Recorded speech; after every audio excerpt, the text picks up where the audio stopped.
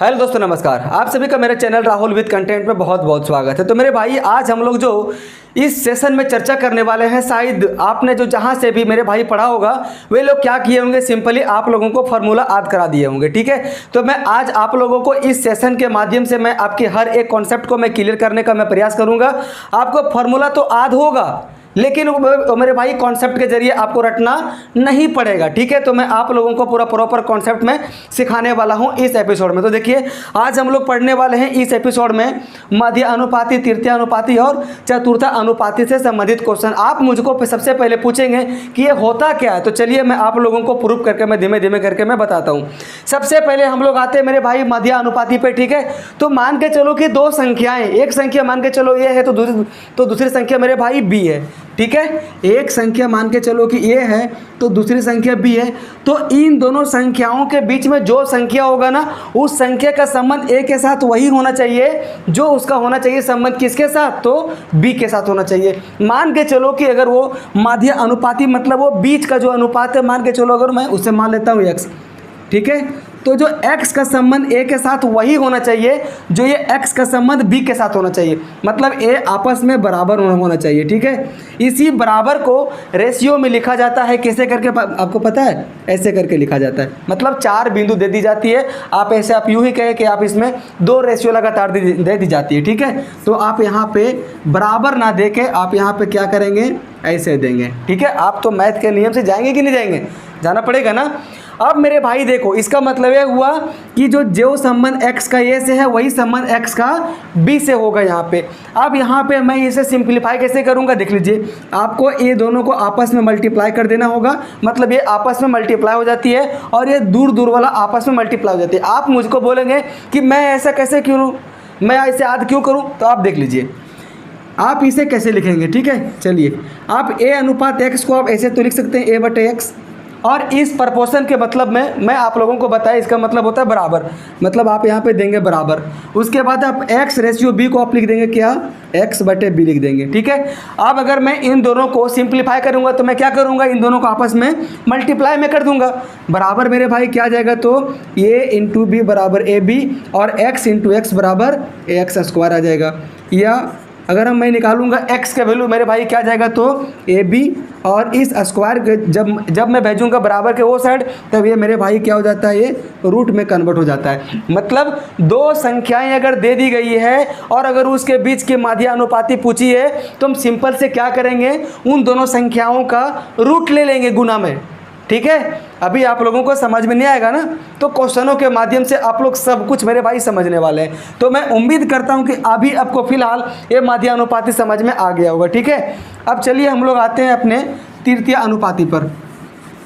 अब हम लोग आते हैं मेरे भाई तृतीय अनुपाती पर आते हैं। तो मैंने अभी इसका फॉर्मूला क्या बताया, x बराबर √ab। ठीक है, अब देखिए तृतीय अनुपाती का मतलब यह हुआ कि आपको दो संख्याएं दे दी गई है, आपको निकालना है तीसरा अनुपात। मतलब तीसरा अनुपात का मतलब यह हुआ कि जो पहली संख्या का दूसरी संख्या से वही संबंध होना चाहिए जो दूसरी संख्या का तीसरी संख्या से होना चाहिए। आप फिलहाल कंफ्यूज मत होइए, मैं जब मैं जब आप लोगों को बताऊंगा तो मैं सारा मैं क्लियर कर दूंगा। जैसे मान के चलो कि दो संख्या है, एक है a और एक है b, तो a का संबंध b से उसी प्रकार से होना चाहिए जिस प्रकार से b का संबंध होना चाहिए मेरे भाई c से।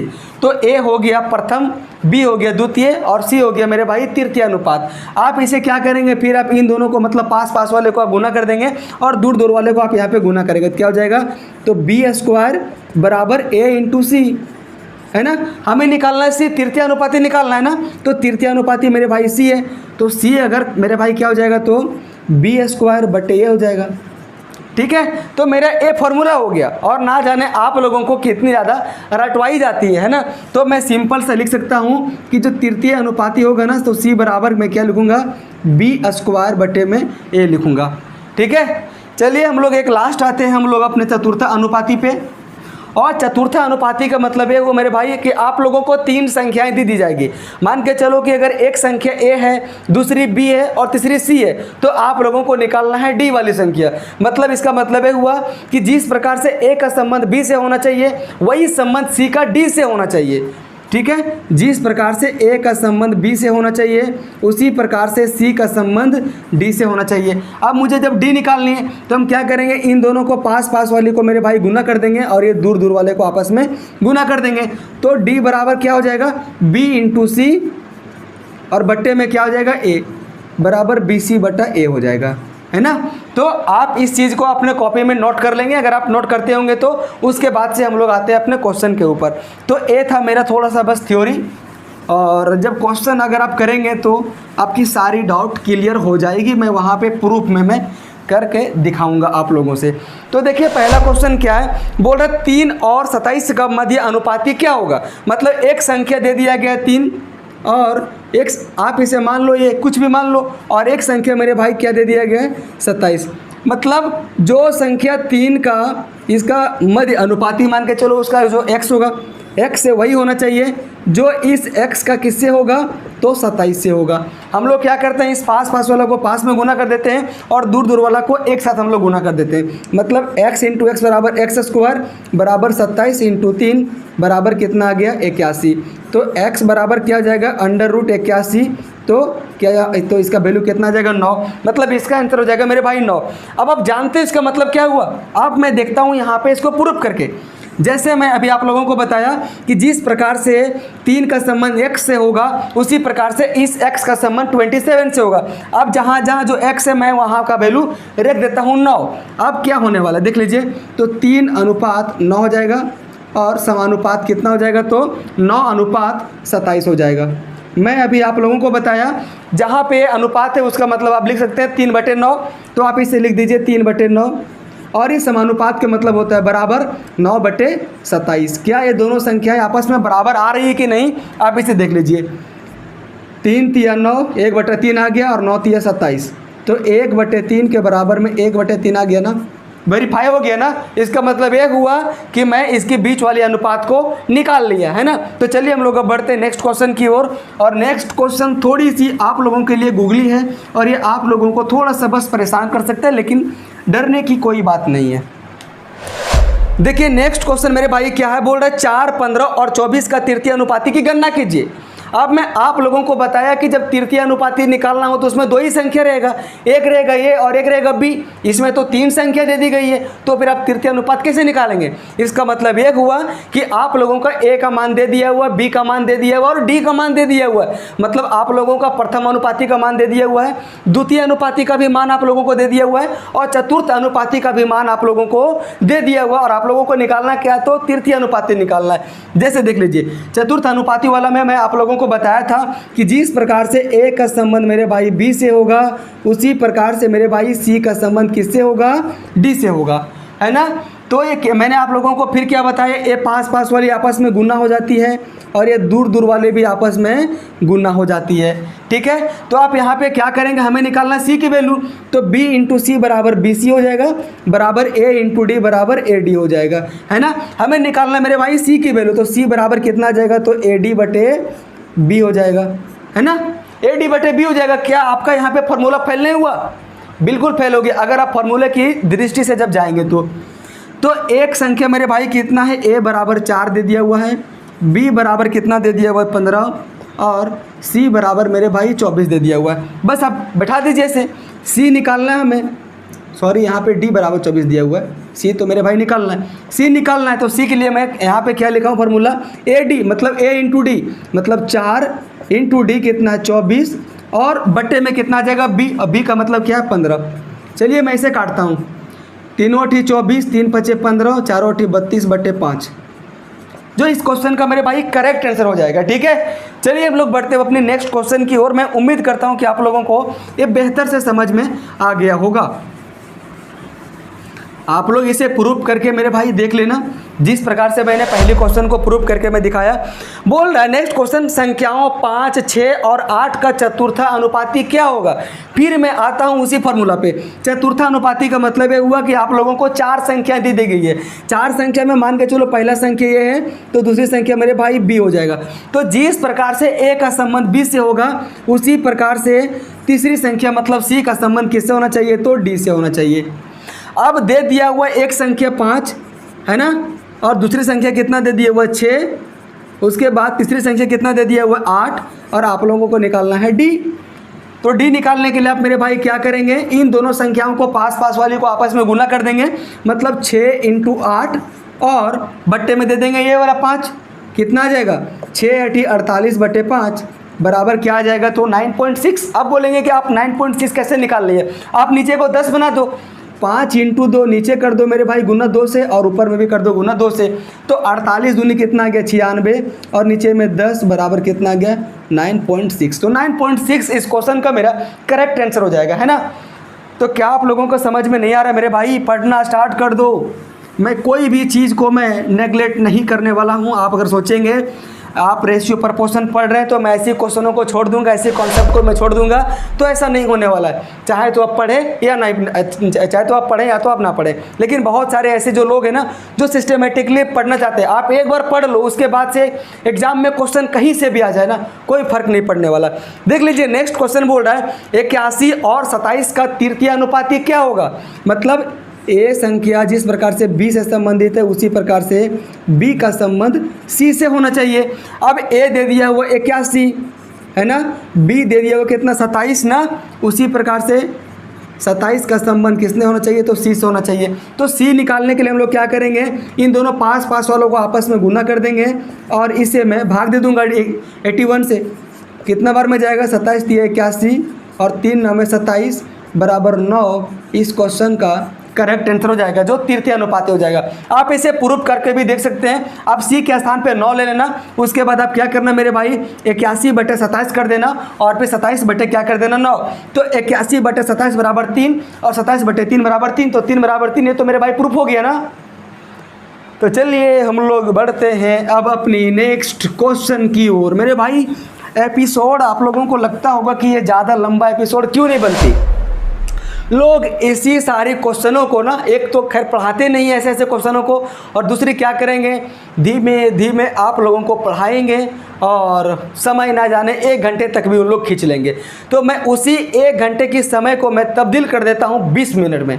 मतलब मैं आप लोगों की 40 मिनट का मैं समय मैं बता दे रहा, मतलब ये मैं बचा दे रहा हूँ सिंपली मैं डायरेक्टली। और आप लोगों को क्लास को फास्ट मोड में करके देखने की ज़रूरत ही नहीं है, मैं अपने खुद ही मैं 2 के स्पीड से मैं बोलता हूँ, है ना। देखिए नेक्स्ट क्वेश्चन क्या है, बोल रहा 16, 24 और 8 का चतुर्थ अनुपाती क्या है। तो जिस प्रकार से ए का संबंध बी से होगा उसी प्रकार से मेरे भाई सी का संबंध किससे होना चाहिए, डी से होना चाहिए। तो एक दे दिया हुआ 16, एक दे दिया हुआ 24, फिर मैं दूंगा प्रपोर्शन का चिन्ह यहाँ पे, है ना। चतुर्थानुपाती पूछा मतलब सी का मान दे दिया हुआ 8, आप डी का मान निकाल लो। तो डी का मान निकालने के लिए आप लोग क्या करते हो, इन दोनों पास पास वाले को आपस में गुना कर देते हो और इसे आप 16 को ले लेते हो भागा में। कितना हो जाएगा 8 दूनी 16, 2 12 24 बराबर 12। इस क्वेश्चन का करेक्ट आंसर हो जाएगा जो चतुर्थ अनुपाती में है। आप इसे करके देख लेना प्रूफ क्या करने को मेरे भाई। प्रूफ तो 16 बटे 24 बराबर में 8 बटे 12, मतलब ये दोनों की वैल्यू आपस में बराबर हो रही कि नहीं आप देख लो। यहाँ पे क्या हो जाएगा 8 दूनी 16 और 12 दूनी 24, 2 से 2 कट जाएगा तो 1 बराबर 1 हो गया। तो क्या बराबर नहीं हुआ, बिल्कुल बराबर हो गया। तो ये प्रूफ भी हो गया, है ना। चलिए हम लोग बढ़ते हैं अपने नेक्स्ट क्वेश्चन की ओर और मैं एक क्वेश्चन आप लोगों को मैं देने वाला हूँ होमवर्क, जो इस क्वेश्चन का सबसे लास्ट क्वेश्चन रहेगा, मतलब इस सेशन का। नेक्स्ट क्वेश्चन बोल रहा है 18, 36 और 52 का चतुर्थानुपाती क्या होगा। मेरे भाई आप लोगों को अलग से प्रैक्टिस करने की ज़रूरत नहीं है, है ना। तो देख लीजिए मैं लिखता हूँ उसी चीज़ को, सी अनुपात डी, ठीक है। अब डी मेरे भाई पूछ रहा है तो ये कितना है 18, बी अनुपात कितना दिए हुआ 36 और सी का मान मेरे भाई कितना दिया हुआ तो 52 और डी का वैल्यू यहाँ पे पूछ रहा है। तो क्या हो जाएगा डी का, ये आपस वालों को मैं यहाँ पे गुना कर दूंगा, मतलब 36 × 52 बट्टे में क्या हो जाएगा तो 18, क्या हो जाएगा 18 दूनी 36, 2 52 104। तो 104 इस क्वेश्चन का मेरे भाई करेक्ट आंसर हो जाने वाला है, जो आपको दिखाई दे रहा है ऑप्शन नंबर बी में, है ना। तो चलिए हम लोग बढ़ते हैं और अपनी नेक्स्ट क्वेश्चन की ओर। और देखिए नेक्स्ट क्वेश्चन क्या बोल रहा है 42 और 63 का तृतीय अनुपाती ज्ञात कीजिए, है ना।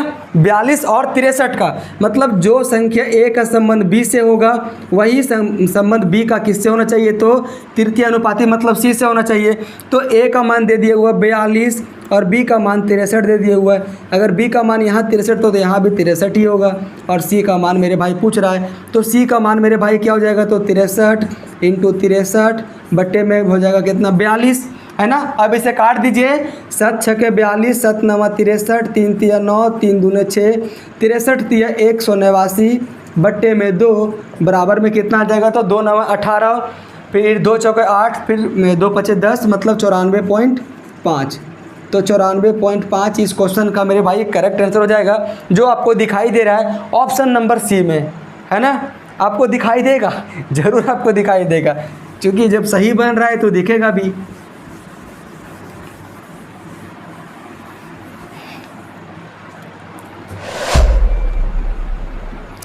और देखिए नेक्स्ट क्वेश्चन क्या बोल रहा है, 16 और 24 का तृतीय समानुपाती ज्ञात कीजिए।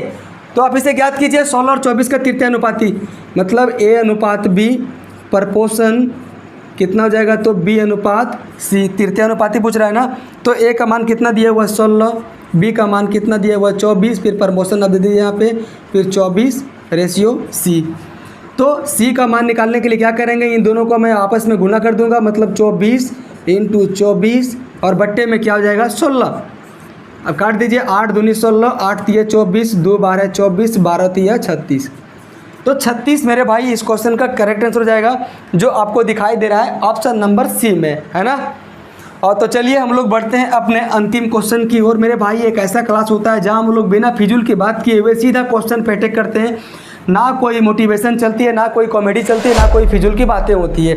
और ये देखिए नेक्स्ट क्वेश्चन, अगर आप लोगों का मेरे भाई कॉन्सेप्ट क्लियर हुआ होगा तो आप इस क्वेश्चन का आंसर मेरे कमेंट बॉक्स में ज़रूर दीजिएगा, नहीं तो आप भी उसी दायरा में आएंगे कि सब कुछ होगा, दौड़ भी होगा, फिजिकल मतलब सब कुछ होगा, मेडिकल होगा, एग्ज़ाम भी होगा, ट्रेड टेस्ट भी होगा, लास्ट में मेरिट नहीं बनेगा। तो जो दर्द होएगा ना वो सिर्फ आप ही को समझ में आएगा, दूसरे को समझ में नहीं आएगा, और ये दूसरों को समझ में भी नहीं आना चाहिए। ये सिंपैथी फिर कोई मतलब दिलाना भी आपको शायद नहीं चाहिए कि आपने गलत किया है। तो अगर आपने मेहनत किया होगा, चाहे तो अगर आपने मेहनत कर रहा होगा तो आप सिलेक्शन 110% पाओगे, ठीक है। तो चलिए मैं उम्मीद करूंगा कि आप इस नेक्स्ट क्वेश्चन का आप आंसर देंगे अपने कमेंट वाले बॉक्स में।